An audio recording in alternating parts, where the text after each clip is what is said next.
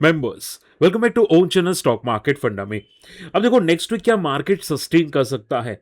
देखो अगर मैं वन शॉट आंसर करूं ना तो यहां पे बहुत बड़ी न्यूज आ रही है कि यूएस जो है वो 1000 मिसाइल करने के लिए रेडी हो चुका है। जैसे कि आप देख सकते हैं ट्रम्प की ट्वीट कि 1000 मिसाइल लॉक है, रेडी है, लोडेड है। जैसे ईरान ना बोलता है, मगजमारी करता है, उस पर हम लोग छोड़ देंगे। ठीक है, इतने बड़े तीखे स्टेटमेंट्स। ठीक है, तो ये देखो एक नेगेटिव पॉइंट है। इसकी वजह से मार्केट शायद थोड़ा वॉलेटाइल हो सकते हैं अगर कुछ ऊपर नीचे होता है या मान लो कि ट्रम्प ने अटैक करने के लिए बोल दिया। ठीक है, मैं आपको डिटेल में समझूंगा एग्जैक्टली क्या हुआ। बट देखो कल जो मैंने वीडियो बनाया था काफी लोगों को पसंद आया था और मुझे करीब करीब 50 क्वेरीज, यस 50 क्वेरीज मुझे आई म्यूचुअल फंड रिलेटेड, क्योंकि आपको मैंने क्लियर बताया था कि म्यूचुअल फंड में सही मौका है और मुझे 50 क्वेरीज आई है। तो देखो बहुत सारे लोगों की क्वेरीज है तो मैं वन बाय वन आंसर करूंगा। ठीक है, आपको ईमेल में तो थोड़ा वेट कर लीजिएगा, मैं आपको एज सुन एज रिस्पॉन्स कर दूंगा। ठीक है, हो सकता है आपको संडे तक रिस्पॉन्स शायद मिल जाए, संडे इवनिंग तक। ओके, और जिन्होंने नहीं किया है मैं आपको बताना चाहूंगा भाई म्यूचुअल फंड में अभी भी मौका है। सो आप देखोगे मिड कैप इंडेक्स, देखो यहाँ पे ये लाइफ हाई को ब्रेक कर चुका है। 52 हाई या बोल सकते हैं लाइफ हाई बोल सकते हैं, ये ब्रेक कर चुका है। ठीक है ना, तो अब अभी भी चांस मिस करे। आप ऐसे सोच रहे हो कि सर अब ये mid cap index life high आ चुका है, अब यहां से नहीं चलेगा। भाई ऐसा तो 2022 में भी हुआ था जब रशिया यूक्रेन की वार हुई थी और वहां पे ये यही बोल रहे थे कि भाई अब आ चुका है, अब ऊपर नहीं जाएगा। उसके बाद देखो, ठीक है, पिछले 1.5 साल के अंदर जब ये वार वार का चल रहा था, खत्म हुई 1.5 साल के अंदर 150% मिड कैप इंडेक्स भाग गया। ओके, तो भाई म्यूचुअल फंड में अभी भी मौका जस्ट बना है, ये तो जस्ट ब्रेकआउट की शुरुआत है। ठीक है, अगर यहां से जरा सा वॉलेटाइल भी होता है तो भी पैनिक करने की जरूरत नहीं है, उल्टा आपको पॉजिटिव ही देखना चाहिए कि यहां से एक बड़ी मोमेंटम आएगी। और आप सिर्फ इतना समझो, देखो सिंपल बात, ये जितनी बड़ी रेंज है ना, ठीक है, उतना बड़ा ब्रेकआउट करेगा। ठीक है, अब रेंज कितनी बड़ी है तो कि 45,000 या 47,000 से लेके 62,000 के आसपास।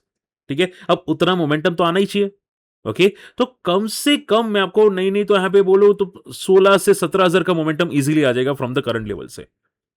ठीक है, सो पॉजिटिव रहो, आने वाला टाइम 1.5 साल बहुत पॉजिटिव है, मार्केट में रिलैक्स रहो, घबराने की जरूरत नहीं है। ठीक है, रही बात मार्केट की, निफ्टी की, देखो निफ्टी कल वॉलेटाइल हो सकता है बट मैं रिटेल को पैनिक नहीं करवाऊंगा, सिर्फ ट्रेडर्स सुनना ध्यान से। ठीक है, रिटेल के लिए पैनिक नहीं है, ट्रेडर्स के लिए सिर्फ ये समझ गो कि ये जो न्यूज़ है ना वो थोड़ा नेगेटिव है। ठीक है, अब ये जो क्लोजिंग आई वो डेफिनेटली पॉजिटिव क्लोजिंग हम लोग बोल सकते हैं क्योंकि नीचे से सपोर्ट आया है। बट मंडे सबसे इंपॉर्टेंट होगा, क्योंकि अगर ये रेंज को ब्रेकआउट करना है तो मंडे को डेफिनेटली गैप अप ओपन होना होगा, तो ये रेंज ब्रेकआउट होने के चांसेस नेक्स्ट वीक में हो जाते हैं। ठीक है, अगर अगर इसको रेंज को ब्रेक करना है, अगर मान लो कि ये स्टेबल ओपन हुआ या गैप डाउन ओपन हुआ तो वापस रेंज बाउंड हो जाएगा मार्केट नेक्स्ट वीक में भी। आई बात समझ में? तो आपको ध्यान में क्या रखना है, नेक्स्ट वीक में क्या करना है कि अगर मार्केट गैप अप ओपन होता है और 24,400 के पार हो जाता है मंडे को, तो आपका नेक्स्ट रेजिस्टेंस आ सकता है वो है 24,600 से लेके 25,000 तक, यानी कि चांसेस है कि 24,600 नेक्स्ट वीक में जाने के चांसेस है। ठीक है, नीचे सपोर्ट की बात करने जाओ तो नीचे सपोर्ट है 23,700 के आसपास का, अगर ये टूटता है किसी भी तरह तो नेक्स्ट वीक में कम से कम 23,600 23,500 जा सकता है। तो नेक्स्ट वीक में थोड़ी रेंज बड़ी रह सकती है, बड़ी मोमेंटम आ सकती है क्योंकि ऑलरेडी 4 वीक से साइडवेज मार्केट है। ठीक है, तो 23,600 या 23,500 से लेके अपसाइड पे यहाँ पे 25,000 तक की मोमेंटम आ सकती है मार्केट में। ठीक है, निफ्टी की बात करो, बैंक निफ्टी की बात करेंगे तो यहाँ पे वीकली चार्ट पे बहुत अच्छी पॉजिटिव कैंडल्स बन रही है। नेक्स्ट वीक में बैंक्स के रिजल्ट है, एचडीएफसी बैंक के, यस बैंक के, आईसीसी के, ये सब मैं डिस्कस करूंगा। बट यहाँ पे मोमेंटम अगर रिजल्ट्स पॉजिटिव आते हैं तो मोमेंटम पॉजिटिव हो सकती है और ब्रेकआउट कर सकता है, तो फिर निफ्टी को भी लेके जाएगा पॉजिटिव साइड पे। ठीक है, तो शॉर्ट एंड सिंपल में बैंक निफ्टी का भी चार्ट्स पॉजिटिव बन रहा है, 58,600 के ऊपर ब्रेकआउट है, नेक्स्ट वीक में हो सकते हैं ब्रेकआउट हो जाए, और अगर होता है तो 59,600 तक पॉजिटिव मोमेंटम के चांसेस है। ठीक है, नीचे सपोर्ट है 56,400 के आसपास का। ओके, चलिए अब नेक्स्ट वीक में, और ये चार्ट समझाने से पहले कुछ इंपॉर्टेंट इवेंट्स खत्म कर लेते हैं हम लोग। ठीक है, ध्यान से सुना। अब देखो नेक्स्ट वीक में बहुत सारे आईपीओज है, देखो यहां पे बताना चाहूंगा। सी, ये आईपीओज दिख रहे हैं, SBI fund management, Million Works, Laser Power, बहुत सारे आईपीओज है। मैं अगर वन शॉट करूँगा, अब सर बोले कि किस में अप्लाई करना है, तो इसमें तो जरूर अप्लाई करना है क्योंकि 120% के लिस्टिंग गेन है। ठीक है।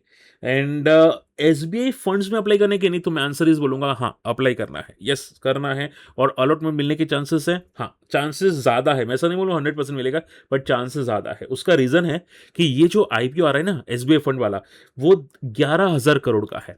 देखो चांसेस किस में नहीं होते, ध्यान से सुनो, चांसेस अलॉटमेंट के किस में नहीं होते, जो आईपीओ 5,000 करोड़ या उससे कम होता है ना, उसमें चांसेस कम हो जाते हैं।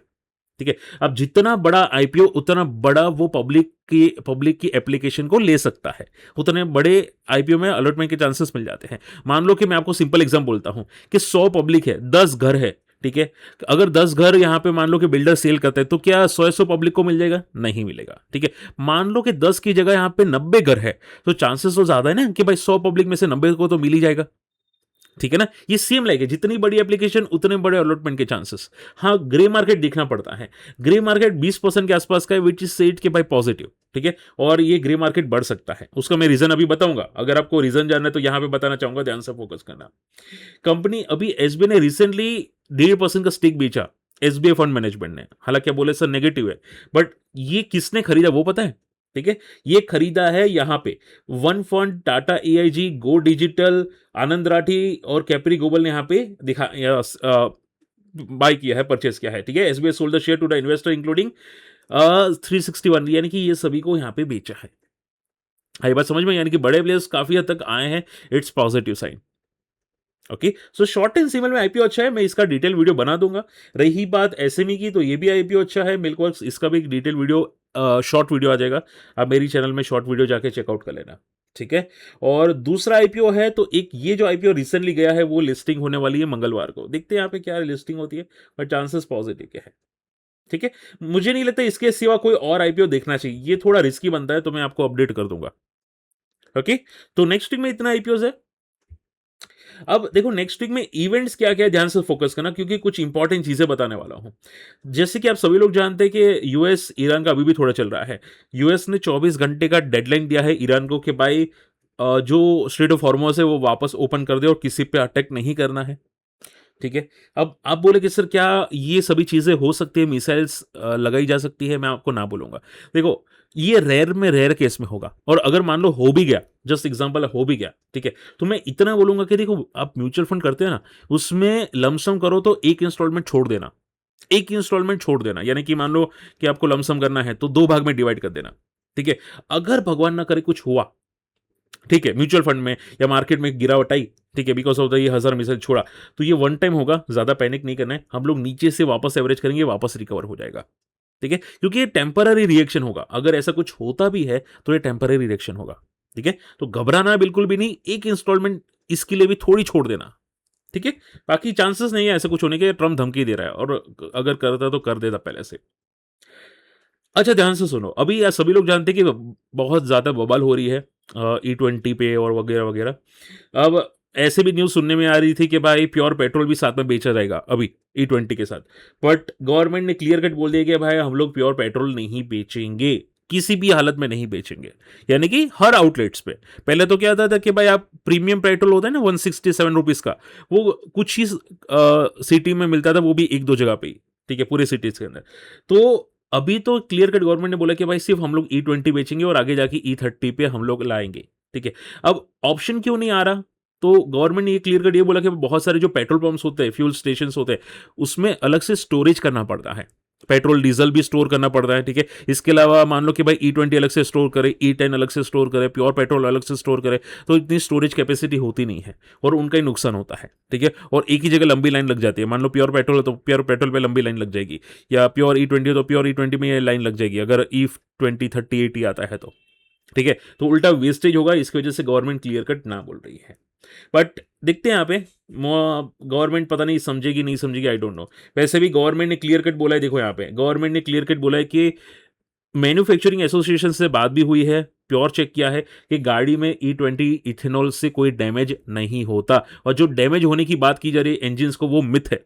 ठीक है, यानी कि अफवाह है, या बेकार की बातें हैं। ठीक है। अब देखो ऐसी सेम चीजें जो कोविड वैक्सीन आई थी ना, उसमें सेम चीजें बोली थी कि कोविड वैक्सीन से हार्ट अटैक होते हैं, वो मिथ है।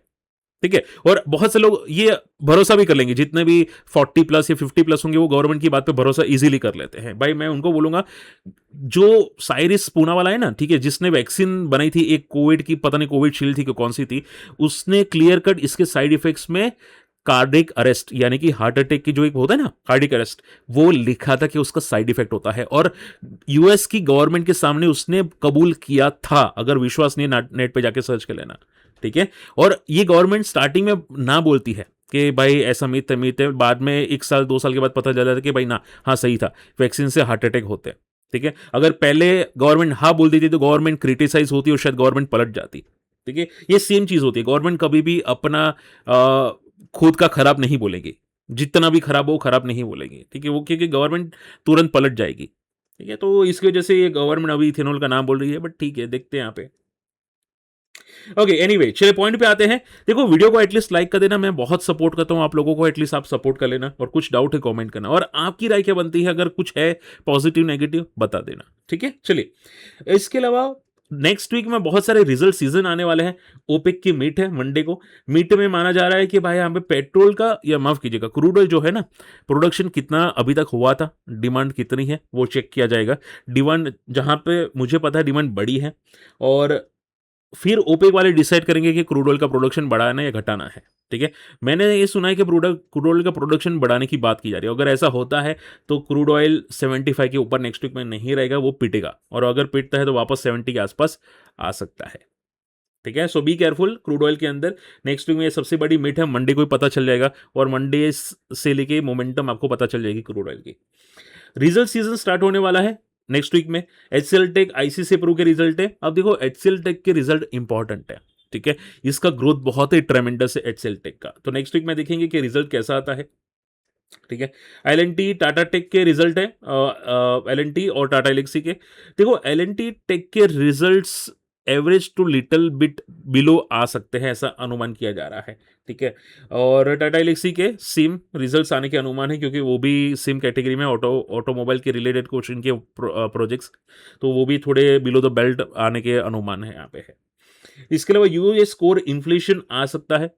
ठीक है, इन्फ्लेशन कितना बड़ा है घटा है मई मंथ के अंदर, वो डेटा रिलीज होगा। इसके हिसाब से रेट बढ़ेंगे घटेंगे, तो वो इंपॉर्टेंट इवेंट रहेगी, तो थोड़ा कॉशियस रहना, क्योंकि ट्यूसडे जैसे ये डेट आएगा, वेनसडे को मार्केट गैप अप या गैप डाउन ओपन हो सकते हैं। ठीक है, सो बी केयरफुल। ग्रो के रिजल्ट आने वाले हैं नेक्स्ट वीक में, एंड अनुमान तो पॉजिटिव किया जा रहा है, बट देखते हैं कि ग्रो के रिजल्ट कैसे आते हैं। कुसुमकर का आईपीओ लिस्ट होने वाला है, अनुमान लिस्टिंग अच्छी है, बट कॉशियस रहना। मैं आपको डिटेल में बता चुका हूं कि लिस्टिंग के बाद वैल्यूएशंस बहुत ज्यादा बढ़ जाएगी। ठीक है, कनाडा का इंटरेस्ट रेट डिसीजन आने वाला है, चांसेस है कि कोई रेट नहीं चेंज होगा। And last not the least, next week में फ्राइडे को रिजल्ट है हेवल्स के, आरबीएल बैंक के, टाटा, गुरुवार को है टाटा महिंद्रा विप्रो के, और आईटीसी होटल्स के। ठीक है, और यस बैंक के रिजल्ट है। अब अगर पूछे सर रिजल्ट कैसे एक्सपेक्टेशन है, एचडीएफसी बैंक का 15% का ग्रोथ एक्सपेक्टेशन है, यस बैंक का 18% का ग्रोथ एक्सपेक्टेशन है, आईसीसी बैंक की अगर बात करें जाए तो यहाँ पे 16% का ग्रोथ एक्सपेक्टेशन है। ठीक है, रिजल्ट्स के सेल्स के अंदर। ठीक है, प्रॉफिट के अंदर भी similar kind of growth expectation. अगर इससे नीचे आते हैं या इनकी प्रोविजंस बढ़ते हैं तो पैनिक यहाँ पे आपको दिख सकता है। ठीक है, तो वो बात ध्यान में रखेगा। बाकी नंबर किसके खराब आएंगे अगर वन वर्ड पूछे, तो मुझे विप्रो के नंबर खराब आने के अनुमान ज्यादा दिखाई देते हैं। जहां पे मैंने न्यूज सुनी है उसके हिसाब से विप्रो के शायद थोड़े नंबर, बट देखो, आप लोग डायरेक्टली रैंडमली ट्रेड करोगे तो फंस सकते हैं। ठीक है, स्ट्रेटेजी हमेशा होनी चाहिए। अगर आईवी नीचे हो और विप्रो के नंबर आने वाले हैं, ठीक है, तो बहुत से लोग यहाँ पे लॉन्ग लॉन्ग हेज करते हैं। ठीक है, और आईवी बड़ा हुआ हो तो शॉर्ट हेज करते हैं। ठीक है, बोलते हैं ना यहाँ पे हेजिंग, शॉर्ट स्ट्राइंगल लॉन्ग स्ट्राइंगल बोलते हैं ना वो। तो आईवी आईवी एक बार देख लेना विप्रो का आईवी कैसा है मंगलवार बुधवार को, तब उसके हिसाब से ट्राई करना। ओके, तो ज्यादातर चीजें मैंने कवर कर दी है। आई होप आज का वीडियो पसंद आया, समझ में होगा। गोल्ड की बात करें जैसे सर नेक्स्ट वीक में गोल्ड क्या रह सकता है, तो देखो, गोल्ड लास्ट वीक या अभी जो वीक गया बहुत ज्यादा रेंज बाउंड था। ठीक है, ये वीक में भी रेंज बाउंड एक्सपेक्टेशंस है, यानी कि अभी जो वीक आएगा उसमें भी एक रेंज बाउंड एक्सपेक्टेशंस है। कोई ज्यादा बड़ी मोमेंटम नहीं होगी, यही रेंज के आसपास घूमने की कोशिश करेगा सिल्वर एंड गोल्ड, दोनों दोनों एक ही रेंज में रह सकता है। ठीक है। और रेंज सेम लाइक जैसे कि मैंने यहाँ पे बोला गोल्ड की 4000 और ऊपर का रेजिस्टेंस 4300 के आसपास का ये रेंज में गोल्ड मोमेंटम कर सकता है यूएस मार्केट के हिसाब से। ये ठीक है, यानी कि इंडियन मार्केट के हिसाब से भी आप समझ के चलो यहाँ पे अराउंड 9000 की मोमेंटम ज़्यादा से ज़्यादा हो सकती है, उससे ज़्यादा मोमेंटम अभी के लिए नहीं दिखाई देती। ठीक है। और रही बात क्रूड ऑयल की, तो क्रूड ऑयल में थोड़ा कॉशियस रहना। ऊपर 7000 पे एक तगड़ा रेजिस्टेंस बन रहा है, इसके ऊपर एक थोड़ा ब्रेकआउट हो सकता है जो 7300 जा सकता है।